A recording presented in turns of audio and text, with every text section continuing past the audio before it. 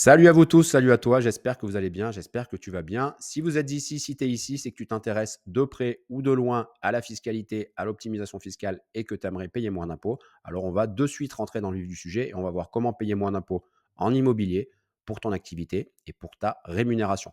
Première partie, comment payer zéro impôt en immobilier. On va notamment étudier un texte de loi qui va nous permettre de faire deux achats-reventes coup sur coup sans payer le moindre euro d'impôt. Ce texte de loi, c'est tout simplement l'exonération sur la première cession d'un bien. Alors d'abord, je vais un petit peu te le lire et après, t'inquiète pas, je vais te simplifier ça au maximum, notamment avec un schéma pour que tu comprennes comment faire deux achats-reventes coup sur coup sans payer le moindre euro d'impôt. On parle bien de l'exonération sur la première cession d'un bien, autre que la résidence principale.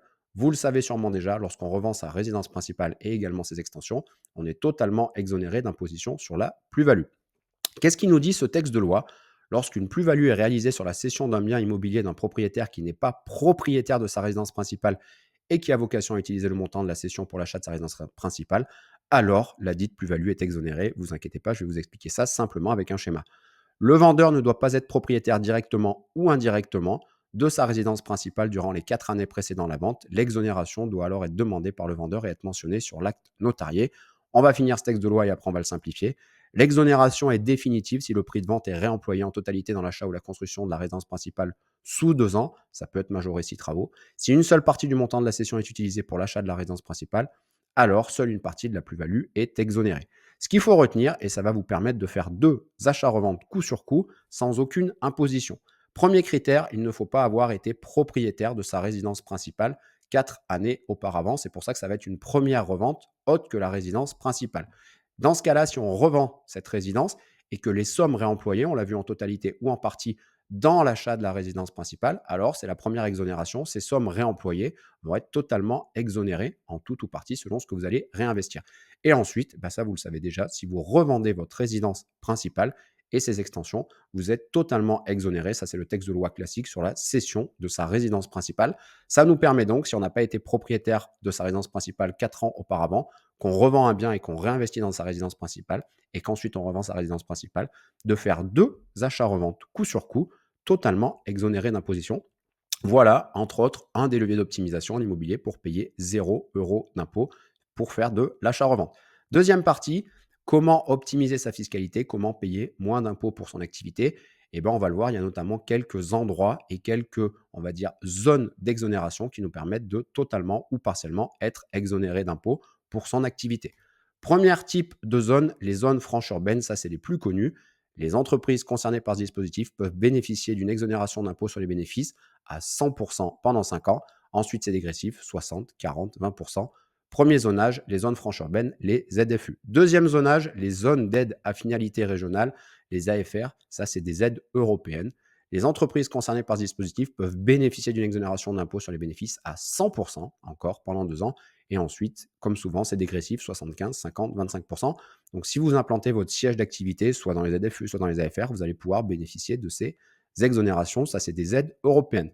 Troisième type d'aide, les ZRR, les zones de revitalisation rurale. Ça, je le connais très bien. J'en ai bénéficié à titre personnel pour deux activités différentes. Si vous implantez votre siège d'entreprise en ZRR, dans ce cas-là, vous allez avoir une exonération totale les 5 premières années et ensuite, ça va être dégressif 75, 50, 25%. Ça vous permet d'avoir 8 années d'exonération en tout. Et ensuite, il y a d'autres zones un petit peu plus techniques. Je vous les ai quand même listées. Les quartiers prioritaires de la ville. Et ça va concerner par exemple l'exonération des cotisations foncières, l'exonération de la taxe foncière sur les propriétés bâties, etc. etc. Et il y a quand même 1300 quartiers prioritaires de ville en France, donc vous allez pouvoir sûrement en trouver.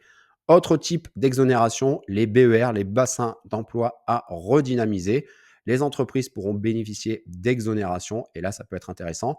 La qualification d'un territoire en BER permet aux entreprises qui s'y implantent de bénéficier pendant 5 ans des exonérations fiscales et sociales suivantes: impôts sur les bénéfices, cotisations foncières des entreprises, taxes foncières, cotisations patronales, etc., etc. Donc, il y a pas mal de leviers d'optimisation également lorsqu'on implante son activité. Je vous en ai listé encore une autre, mais il y en a d'autres. Les ZRD, les zones de restructuration de la défense. Et là, vous pourrez également bénéficier d'une exonération totale d'impôt sur le revenu ou des sociétés pendant 5 ans. Et ensuite, ça va être dégressif les années d'après, sixième, septième année. Mais vous voyez, il y a également des zonages et des textes de loi qui nous permettent de bénéficier d'exonération et de payer 0 € d'impôt pour son activité. On a vu l'immobilier, on a vu son activité. Maintenant, on va voir quelques leviers d'optimisation pour sa rémunération.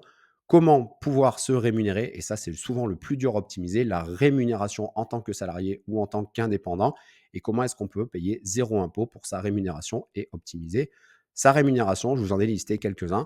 Premier exemple, par exemple, la loi Madelin qui permet aux indépendants de déduire de leurs revenus imposables des cotisations, retraite, mutuelle, prévoyance. Je vous ai carrément mis les plafonds. En retraite, on peut monter jusqu'à 9 294 euros d'économie par an pour quelqu'un qui a un revenu de 65 000 euros, par exemple. Pour la prévoyance et santé, dans le même exemple, on aura un plafond de 5 683 euros. Et par exemple, pour la perte d'emploi, 1 159 euros, soit 2,5% du pass. Le pass, pour information, c'est le plafond annuel de la sécurité sociale. Mais la loi Madelin, par exemple, peut être un levier d'optimisation pour les indépendants qui ont le statut TNS. Super intéressant. Les indemnités kilométriques, selon votre activité, si vous êtes au BNC, si vous êtes au BIC, vous allez pouvoir opter pour des barèmes, soit des barèmes kilométriques, soit des barèmes carburant. Pareil, je vous ai simplifié ça au maximum et je vous ai donné un exemple. Faire de l'optimisation fiscale avec les indemnités kilométriques pour que vous vous rendiez compte. Par exemple, si vous faites 20 000 km avec une voiture standard de 5 chevaux fiscaux pour votre activité, vous pourrez déduire 8 540 euros chaque année. Pendant 40 ans, je vous ai fait le calcul, ça fait 341 600 euros. Donc, quand on nous dit qu'il n'y a pas de levier d'optimisation en France, il y en a, c'est juste un petit peu technique, c'est une réalité. Un autre levier d'optimisation, le bail locatif. La loi autorise le bailleur à louer son appartement, sa maison, sa résidence principale à une entreprise. L'exemple le plus classique, c'est celui d'un dirigeant d'entreprise qui peut louer une partie de sa résidence principale à sa société. Et je vous ai pris un exemple de quelqu'un qui a un loyer de 1 500 euros par mois. Souvent, l'administration fiscale nous autorise jusqu'à 30% du loyer, ce qui fait que vous allez pouvoir déduire 300 euros par mois sur votre résultat de votre entreprise, de votre activité. Ça fait 3 600 euros par an. Sur 10 ans, déjà, ça fait 36 000 euros. Sur 40 ans, je vous laisse faire le calcul. Mais le bail locatif, c'est un petit peu ce qu'on appelle également les contrats de mise à disposition, les conventions de mise à disposition. Et ben, ça peut être super intéressant en optimisation fiscale. Pour continuer un petit peu sur ces contrats et ces conventions de mise à disposition, le matériel personnel en tant qu'indépendant, que dirigeant d'entreprise, que vous utilisez à titre professionnel, peut faire l'objet d'une mise à disposition. Pareil, je vous ai fait des calculs qu'on a fait par exemple pour des clients, en prenant une partie de l'eau, une partie d'électricité, du gaz, internet, téléphone, mobile, en prenant vraiment des tarifs standards. Et bien, vous allez pouvoir économiser rien qu'avec ça aussi 690 euros par an sur lesquels vous payerez 0 euros d'impôt. Autre levier d'optimisation fiscale, par exemple, les chèques CESU. Ces chèques CESU, vous les connaissez sûrement. C'est un moyen de paiement permettant de payer vos prestataires de services à domicile ou hors domicile. Et dans ce cas-là, par exemple, votre chef d'entreprise, votre employeur pourra déduire ses rémunérations du résultat d'entreprise à hauteur de 2 421 euros par an et surtout bénéficier d'un crédit d'impôt équivalent à 25% total des sommes versées. Pardon. Autre levier d'optimisation également, les chèques vacances. Et là, le gros avantage des chèques vacances, c'est que vous allez pouvoir les utiliser par définition pour partir en vacances auprès des professionnels du tourisme et des loisirs conventionnés, notamment par la NCV. Il y a énormément de centres agréés, plus de 170 000 en France. Le montant exonéré, 530 euros par an. Autre levier d'optimisation, les chèques cadeaux à l'occasion d'événements suivants: naissance, adoption, mariage, Pax, départ à la retraite, fête des mères, fête des pères, Sainte-Catherine, Saint-Nicolas, Noël, rentrée scolaire, etc., etc. Et là, pareil, vous allez pouvoir vous rémunérer à hauteur de 193 euros par événement et par personne. Donc, par exemple, pour une famille, ça peut assez rapidement monter. Autre levier d'optimisation, le PER, le plan d'épargne retraite. Les sommes versées sur le plan d'épargne retraite seront déductibles du revenu imposable. Par exemple, on a fait des calculs pour des travailleurs non salariés. Le plafond peut atteindre 85 780 euros. Et surtout, vous allez pouvoir débloquer ces sommes de manière anticipée en cas d'invalidité, décès du conjoint, expiration des droits sur endettement, arrêt d'activité. Mais par exemple, un levier super intéressant, l'acquisition de la résidence principale. Donc ça peut être une stratégie, par exemple, de mettre des sommes sur ce PER totalement exonéré d'impôts. Si par exemple vous savez que vous allez changer ou peut-être faire une transformation ou peut-être faire une nouvelle acquisition de résidence principale, vous allez pouvoir débloquer ces sommes. Vous aurez été exonéré pendant les tensions et vous allez être exonéré lors du déblocage anticipé parce que vous allez les débloquer par exemple pour l'acquisition de votre résidence principale. Ça permet de faire une pierre deux coups.